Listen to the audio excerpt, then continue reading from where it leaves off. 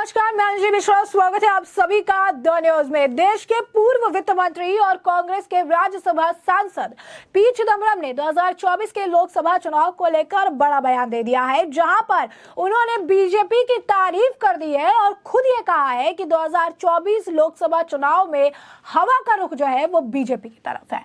जी हाँ, बिल्कुल सही सुना आपने। देश के पूर्व वित्त मंत्री और खासकर कांग्रेस के राज्यसभा सांसद पी चिदम्बरम का कहना है कि 2024 के लोकसभा चुनाव में बीजेपी का पलड़ा भारी है और कांग्रेस कमजोर है, विपक्षी गठबंधन कमजोर है। उन्होंने कांग्रेस को, विपक्षी गठबंधन को नसीहत दी है तो भाजपा की जमकर तारीफ भी की है। साथ ही साथ उन्होंने एक और बयान दिया है जिसे विवाद के कैटेगरी में रखा गया है। तो आपको बता दें कि उन्होंने जो है उत्तर दक्षिण की राजनीति को जो है हवा दे दी है। इस बयान से एक इंटरव्यू में उन्होंने दावा किया है कि उत्तर और मध्य भारत के लोग भाजपा के एंटी मुस्लिम, एंटी ईसाई प्रोपागेंडा की राजनीति को पसंद करते हैं। यही नहीं, पी चिदम्बरम ने इस इंटरव्यू में भाजपा की जमकर तारीफ की और कहा कि भाजपा जो है वो हर चुनाव को ऐसे लड़ती है जैसे यह अंतिम चुनाव हो। उन्होंने कहा कि विपक्ष की पार्टियां इस बात को नहीं समझ पाती है। चिदम्बरम ने यह बात हाल ही में संपन्न हुए 5 राज्यों के चुनाव को लेकर कही। चिदम्बरम का कहना है कि राजस्थान, मध्य प्रदेश और छत्तीसगढ़ में हारना कांग्रेस के लिए चिंता का विषय है, चिंताजनक विषय है, जिसे उन्हें समझने की जरूरत है।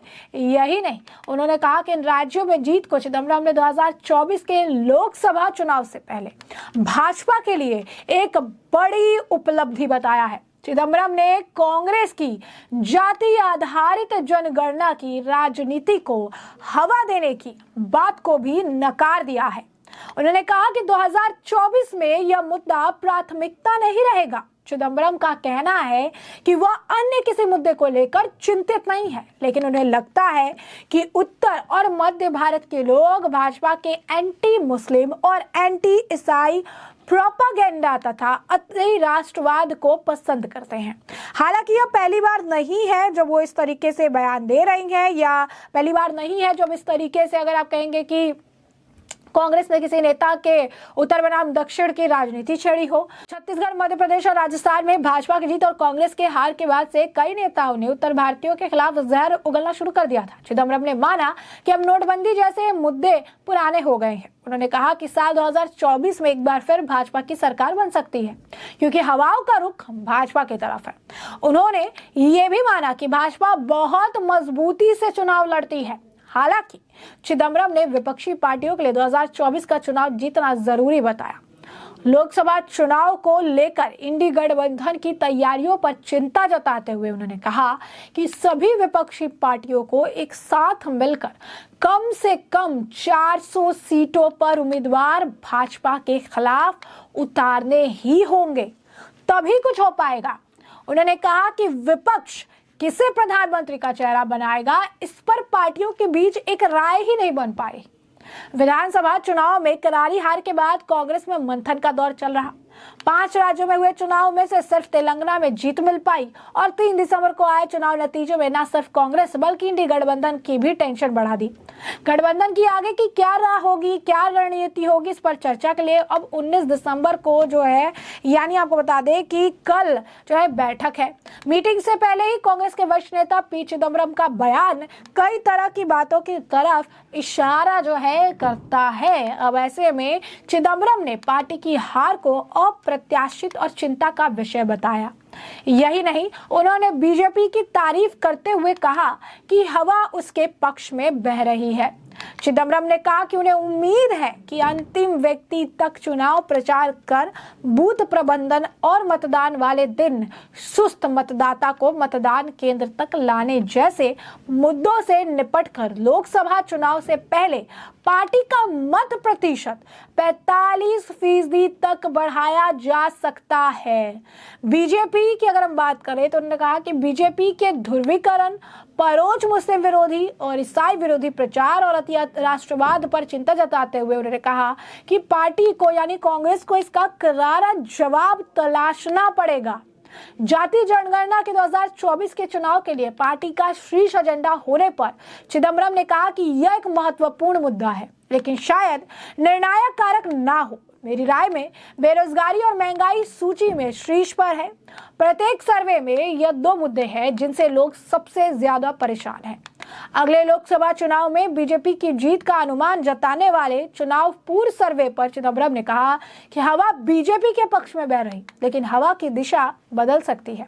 बीजेपी कभी किसी चुनाव को हल्के में नहीं लेती, वो ऐसे लड़ती है जैसे कि आखिरी लड़ाई हो। विपक्षी दलों को बीजेपी से लड़ने के गुण का एहसास होना चाहिए। यानी कहीं ना कहीं ये भी कह रही है कि विपक्षी गठबंधन जो है वो इतना ज्यादा खुद के अंदर, अगर आप कहेंगे कि इनगल्फ्ड हो चुका है खुद के अंदर, या खुद की चीजें या खुद की कमियां ही नहीं देख पा रहा है, जिसके वजह से ज्यादा नुकसान जो है इन्हें झेलना पड़ रहा है। साफ तौर पर अगर देखेंगे तो वो कहते हुए नजर आ रही है कि विपक्ष को अब ये बातें या चीजें दिखनी ही बंद हो गई है कि उनमें क्या कमियां हैं, क्या गलतियां हैं और किस तरीके से उस पर काम जो है किया जा सकता है। और यही कारण है कि विपक्ष पूरी तरीके से आंखें मूंद लेने पर भरोसा करता हुआ नजर आ रहा है। और यहीं पर उनका यह भी कहना है कि बीजेपी जो है वो लड़ाई करती है या चुनाव लड़ती है, पूरी तैयारियों के साथ लड़ती है, पूरी तैयारियों के साथ आगे बढ़ती है, पूरी अगर आप कहेंगे कि उनके अंदर जो एक अंडरस्टैंडिंग है वो काफ़ी अच्छी है।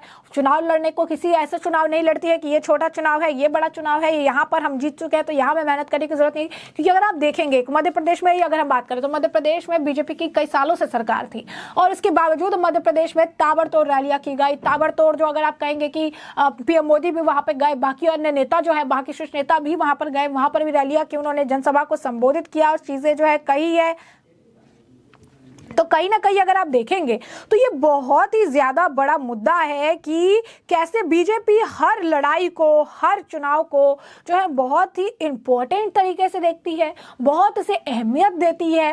और सबसे बड़ी चीज है कि माइक्रो लेवल से लेकर मिनी लेवल तक का पूरी तरीके का मैनेजमेंट जो है किया जाता है, बैठकें की जाती है, पूरा स्टार प्रचारकों की लिस्ट तैयार की जाती है। ये मेक श्योर किया जाता है कि स्टार प्रचारक वहां जा रहे हो, प्रचार कर रहे हो, जनता से संवाद कर रहे हो।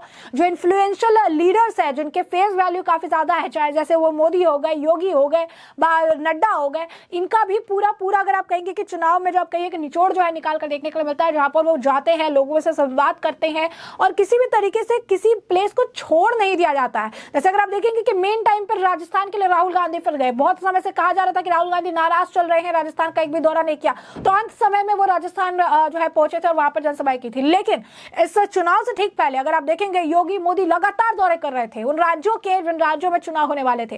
और कहीं ना कहीं पी चिदम्बरम भी इस चीज को देखते आए हैं, इस चीज को मानते आए हैं कि काफी बेहतरीन तरीके से बीजेपी चुनाव प्रचार भी करती है, चुनाव लड़ती भी है। और बीजेपी की जो कौशल है, बीजेपी का अगर आप कहेंगे चुनाव लड़ने का जो तरीका है, उससे विपक्षी दल जो है उनको एहसास ही नहीं है कि इस लेवल पे बीजेपी लड़ रही हो। वो खुद कह रहे हैं कि विपक्षी दलों को बीजेपी के लड़ने के गुण का एहसास ही नहीं है, वो एहसास उन्हें होना चाहिए। तो ऐसे में साफ तौर पर अगर आप देखेंगे तो विपक्षी दलों को बीजेपी के लड़ने का गुण का एहसास होना चाहिए। साथ ही साथ वो ये भी कह रही है कि 2024 के लोकसभा चुनाव में बीजेपी की तरफ जो है पलड़ा भारी है, हवा जो है बीजेपी की तरफ है। साथ ही साथ उन्होंने कई सारी कमियां भी विपक्ष की बताई है। तो दूसरी तरफ बीजेपी की प्रशंसा के पुल भी बांधते हुए नजर आए कांग्रेस के नेता पी चिदम्बरम। तो ऐसे में हमने आपको जो ये पूरा मामला है, ये बड़े विस्तार से बताया कि पूरा मामला क्या है, किस तरीके से विपक्षी गठबंधन की होने वाली बैठक से पहले ही विपक्ष के नेता, यूं कहिए कि कांग्रेस के नेता पी चिदम्बरम द्वारा बड़ा बयान दिया गया, जहां पर उन्होंने विपक्ष की पोल खोली, विपक्ष को नसीहत दी, तो बीजेपी की जमकर तारीफ भी की है। और ऐसे में अब इस पूरे मामले पर आपकी भी जो राय हो हमें कमेंट सेक्शन में कमेंट करके जरूर साझा करिएगा।